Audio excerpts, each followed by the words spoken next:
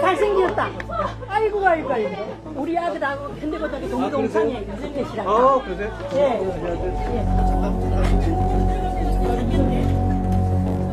보훈과 안보를 목숨처럼 여기는 정치를 하겠습니다. 우리가 보훈을 얼마나 중요시하고 제복 입은 영웅들을 얼마나 예우하는지가 우리를 더 안전하고 강한 나라로 만들 것이라고 저는 확신합니다.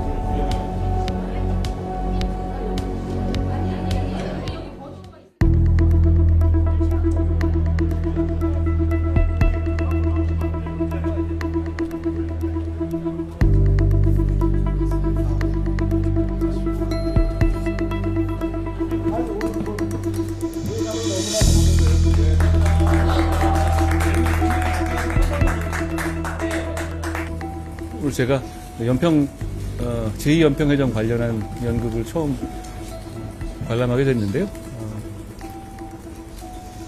보는 동안에 보훈과 안보의 의미에 대해서 더 깊이 생각하게 됐습니다. 제가 당대표 하는 동안에 김한이나 여사님의 부군이셨던 한상국 상사님 비롯한 많은 분들이 원하셨던 추서 계급에 맞는 예우를 해드리는 그 법안 통과를 했고요. 그리고 홍정기 일병님의 어머님께서 정말로 오랫동안 원하셨던 군사망 유가족의 위자료 청구권을 별도로 인정하는 국가배당 청구권을 결국은 이뤄냈습니다. 제가 당대표 있는 동안에 여러 가지 일을 했지만 그 두 가지 일을 한 것이 개인적으로 대단히 자랑스럽게 생각합니다. 제가 87체제 개헌 얘기를 많이 하잖아요. 근데 그것 중에 단순하게 그게 대통령을 4년 중임제를 한다, 임기를 맞춘다, 상하 양원을 맞춘다, 이런 것도 중요한데요. 87년 헌법이 사실 유신헌법을 대부분 계수하고 있어요. 87년에 직선제 선거 조항으로 바꾸는 거에만 중점을 맞췄고, 유신헌법에 정말 독소 제약만 좀 바꾼 정도였거든요. 그런 상태로 40여 년 같이 가까이 이어져 오면서 문제점이 많이 남아 있습니다. 오늘 제가 이 말씀을 드리는 건 저희가 국가배상법에 있어서 가족의 위자료 별도 하는 법은 만들었지만 근본적인 한계는 헌법에 유신헌법 1에 남아있는 군 피해자들에 대한 어떤 역차별 조항들이 있거든요. 그게 대표적으로 이중배상금지 조항입니다. 그런 조항들을 비롯해서 지금 시대에 맞지 않는 시대 정책에 맞지 않는 조항들을 국민의 합의로 바꿔야 할 때가 됐다라는 생각을 합니다. 오늘 제가 작가님과 감독님 오늘 제가 잘 봤고요. 김한나 여사님 뵀습니다. 그리고 그 헌우 회장이신 윤종성 장군님이신데요. 천안함 조사단장을 하셨던 장군님이십니다. 같이 모셨습니다. 반갑습니다. 별로 많이 안 바뀌셨네요. 네. 그럼 질문 좀. 예, 가급적이면 아무래도 오늘 이게 보훈의 자리니까 이거 위주로 말씀하시면 어떨까 싶어요. 앞으로 제가 차차 뵐 일은 많을 테니까요. 예. 감독님은 헌법 개헌 얘기를 하셔서 예. 최근 언론 인터뷰에서도 개헌 제안을 하셨는데 좀 유력 대선주자로 꼽히는 이재명 대표는 개헌 논의는 아직 때가 아니다라는 좀 피하는 모양새거든요. 이건 좀 어떻게 보셨을까요? 그분은 5년 동안 범죄 혐의를 피하고 싶은 것 아니겠습니까? 그분의 문제는 그렇게 헌법을 지키려는 게 아니라 자기 몸을 지키려는 것이다. 저는 그렇게 생각합니다. 지금 이제 87체제가 모두 바뀌어야 한다는 점을 인식하고 있는 것 같아요.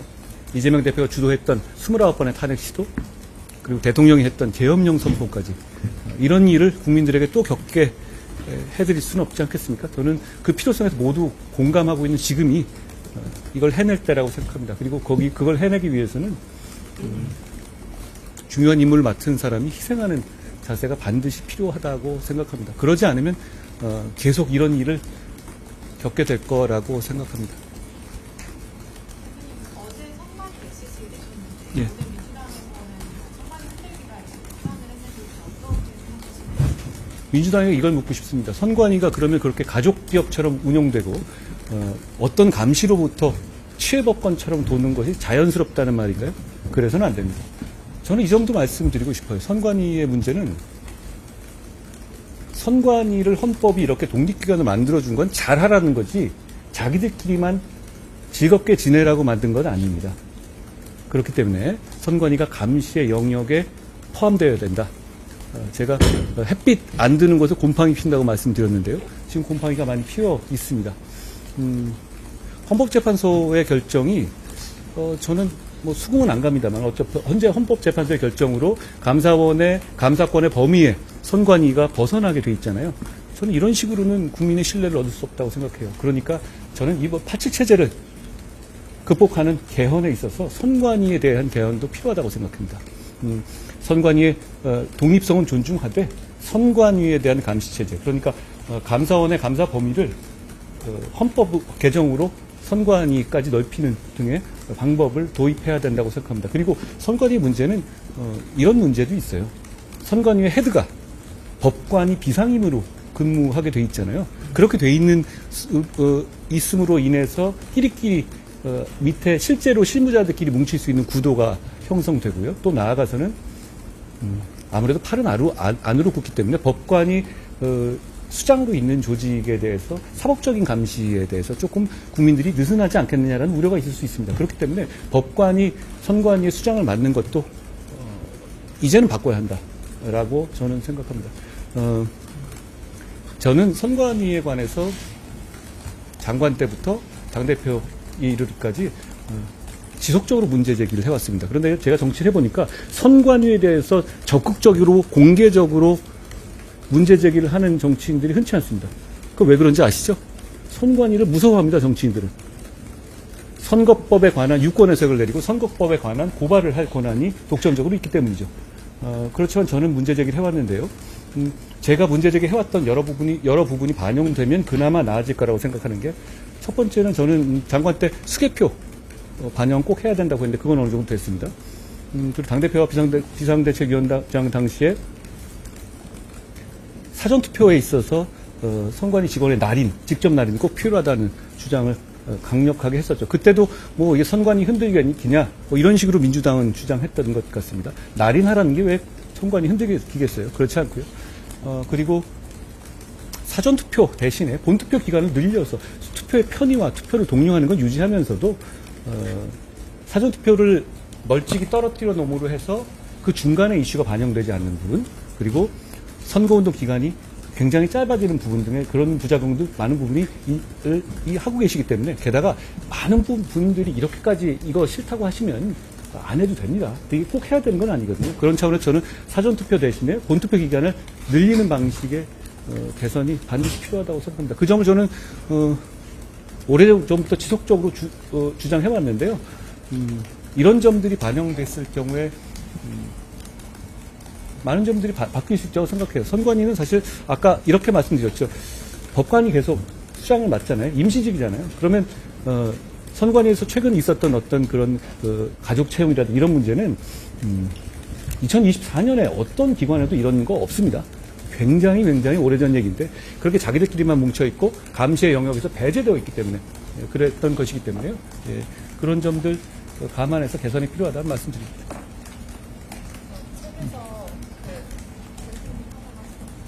책에서 이재명 대표에 대한 좀 비판이 있었는데 어제 이제 이재명 대표가 집회에 나가서 내란이 계속된다면 꼭 피해갑이 될 뻔했다 라면서 좀 정권 교체의 필요성을 강조를 했는데 이 부분은 좀 어떻게 들으셨을까요?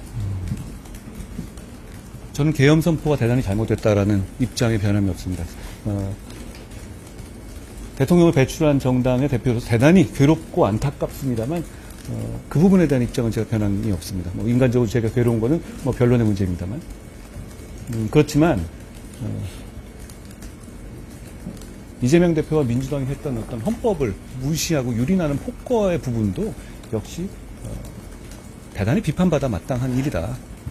저는 이재명 대표가 그런 말씀을 할 자격은 없는 것 아닌가 생각합니다. 좀 보훈에 관한 얘기를 좀 해주시면.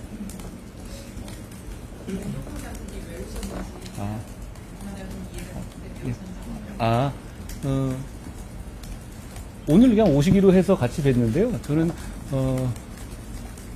제복 입은 영웅들에 대한 예우와 처우가 우리를 훨씬 더 안전한 나라로 만드는 길이다라고 생각합니다. 그런 차원에서 저와 많은 말씀을 나눠주셨는데 제가 오늘 이렇게 연극을 보러 온다고 하니까 장군님께서 같이 와주실 수 있다, 와주고 싶다고 말씀하셔가지고 제가 고맙게도 같이 오시게 됐습니다. 한번 말씀해 주시면. 예.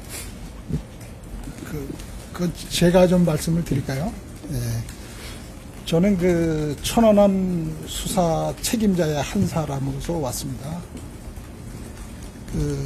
오늘 그 작품을 보면서 참으로 그 많은 것을 느꼈고 우리 제작진이 어려운 여건에서도 훌륭한 작품을 만들었다는 생각을 했습니다. 그리고 천안함도 연극으로 만들어졌으면 하는 바람을 가졌습니다.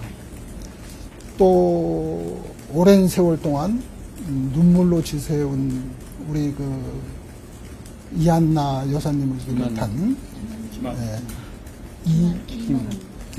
김한나, 그렇지.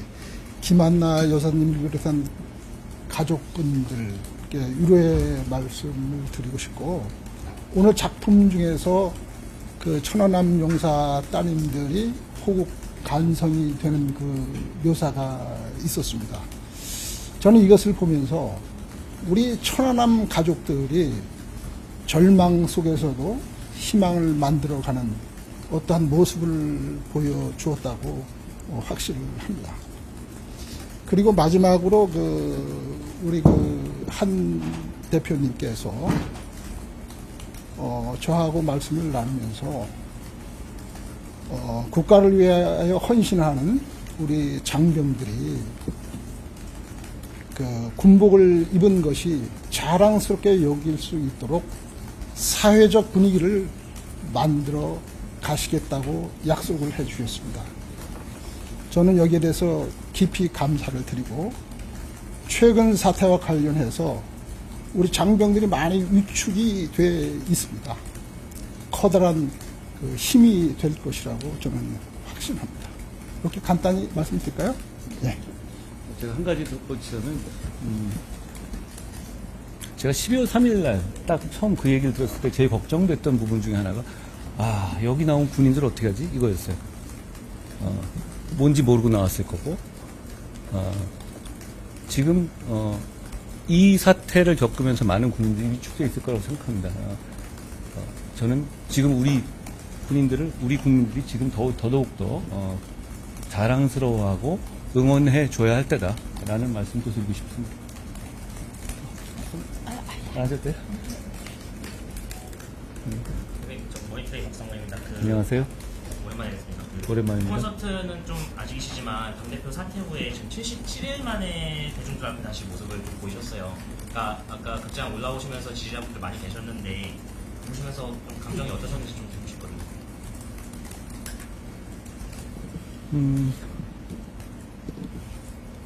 그동안 여러 가지 생각을 했습니다. 그리고 제가 부족한 점이 참 많아요. 여러분도 잘 아시다시피. 그런데 좋은 정치하고 싶고 좋은 나라 만들고 싶다는 마음이 진심이거든요. 거기에 대해서 제가 좀 부족한 부분을 보완하고, 그리고 나라에 도움이 되는 정치를 해야 되겠다라는 생각을 했습니다. 어려운 시기 아닙니까?